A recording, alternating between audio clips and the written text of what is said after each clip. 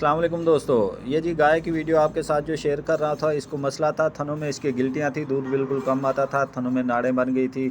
اس کا آج آپ کے ساتھ تجربہ شیئر کر رہا ہوں، جو میں نے اس کو نسخہ دیا ہے، نسخہ بھی کامیاب ہوا۔ ابھی دودھ ہے جو ٹائم کا گائے دے رہی ہے، 3 kg ٹائم کا دودھ دے رہی ہے۔ اس ٹائم ایک تھن میں سے 1 پاؤ کا دودھ آتا تھا۔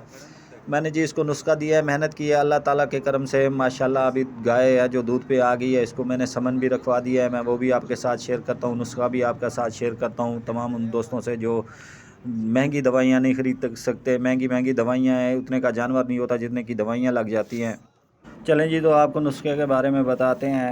آپ نے جی کرنا یہ ہے کہ بازار سے دیسی لیمو لے لینے ہیں، 1 پاؤ دیسی لیمو کا رس، 1 پیشی گڑ کی، اور 50 گرام میٹھا سوڈا، 1 پاؤ سرسوں کا تیل، اور سفید زیرہ ہے جو وہ 50 گرام۔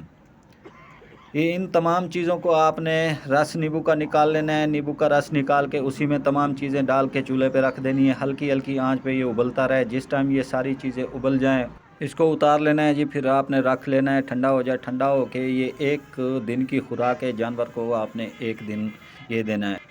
اسی طرح سے آپ نے 15 دن یہ رپیٹ کرنا ہے، یہی چیزیں ساری چیزیں آپ نے دیتے رہنا ہے۔ 15 دن تک جانور کے تھن ہے جو تھنوں سے جو بھی چیز ہے وہ نکل جائے گی، بالکل گلٹیاں ختم ہو جائیں گی، جو بھی اندر کی صفائی ہے اس کی مسئلہ ہوتا ہے وہ سارا کچھ اسی چیز سے، اس نسخے سے ٹھیک ہو جائے گا۔ میں نے اپنا تجربہ آپ کے ساتھ شیئر کیا ہے، جو کہ میں نے خود استعمال کیا ہے، آپ لوگوں کے ساتھ شیئر کر رہا ہوں۔ باقی اس کو میں نے جی سمن رکھوایا ہے گائے کو گلابی کا۔